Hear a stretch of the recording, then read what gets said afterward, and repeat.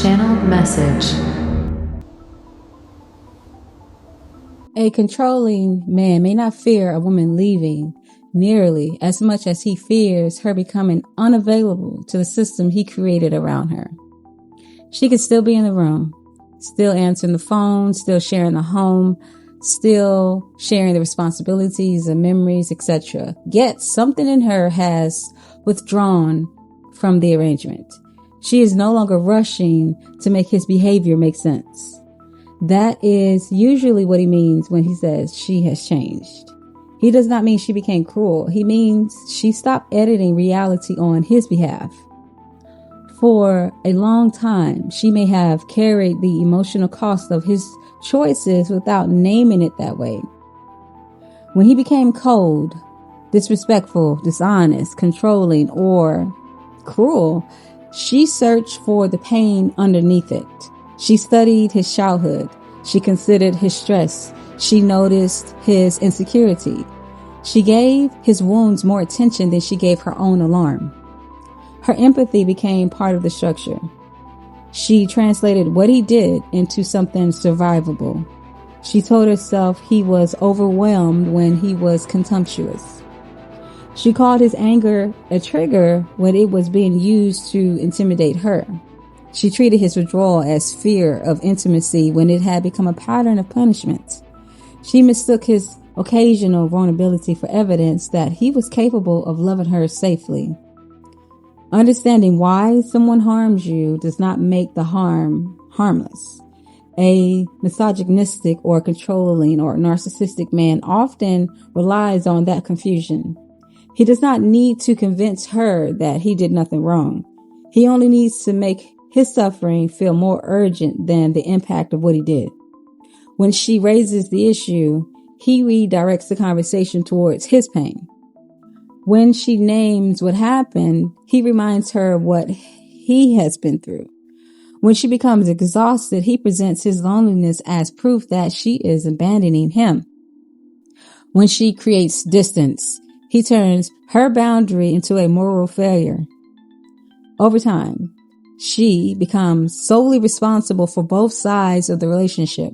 She is expected to understand his behavior, regulate his reaction, forgive his impact, make room for his healing. Meanwhile, he remains free to injure her, then collapse into his own distress once she is no longer willing to absorb it. That is not intimacy. That is an imbalance built around his entitlement to her emotional labor. His feelings become the emergency. Her feelings become the interruption. His history becomes context. Her response becomes evidence against her. That is why a woman can feel guilty even after she has finally begun to see clearly, right? She may know she was depleted. She may know she was afraid to speak open and honestly, right? She may know the relationship changed her relationship with her body, with her peace, her money, her friendships, her family, her confidence with herself. Still, when he cries or returns sounding reflective, part of her may feel pulled back towards the woman she used to be, right? The woman who believed love meant staying long enough for someone else to become accountable.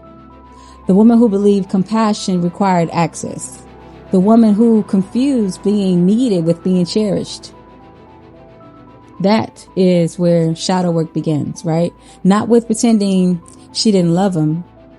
Not with shaming herself for seeing the good in someone complicated, right? It begins when she admits that part of her was trained to keep people comfortable even when she was not safe and uncomfortable.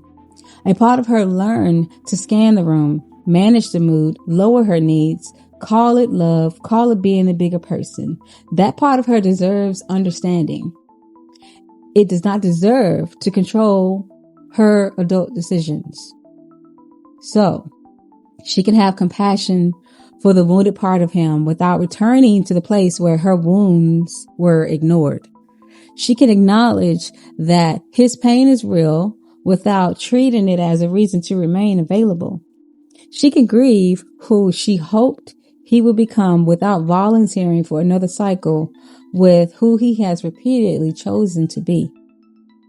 A sincere man who wants to change does not need a woman he harms to remain available while he practices becoming different, while he pretends to figure it out, right? He seeks help.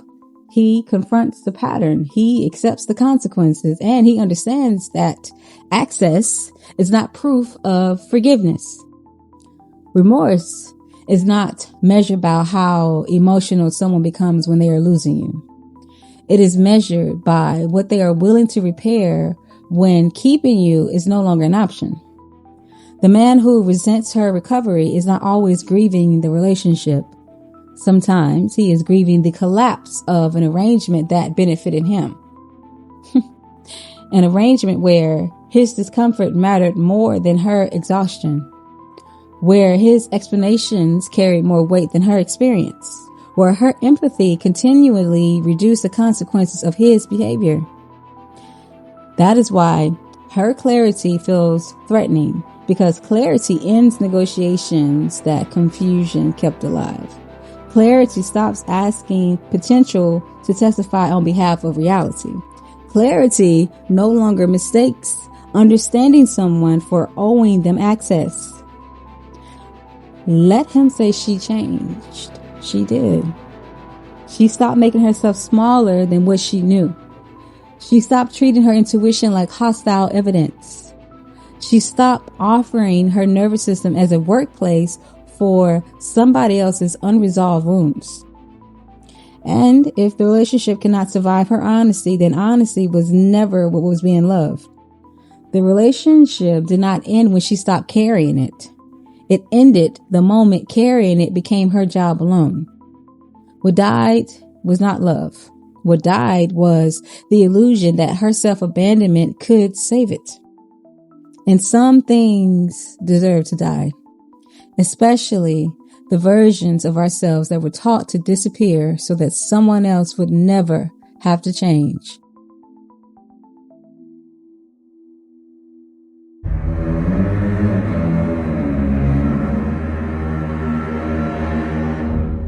End of message.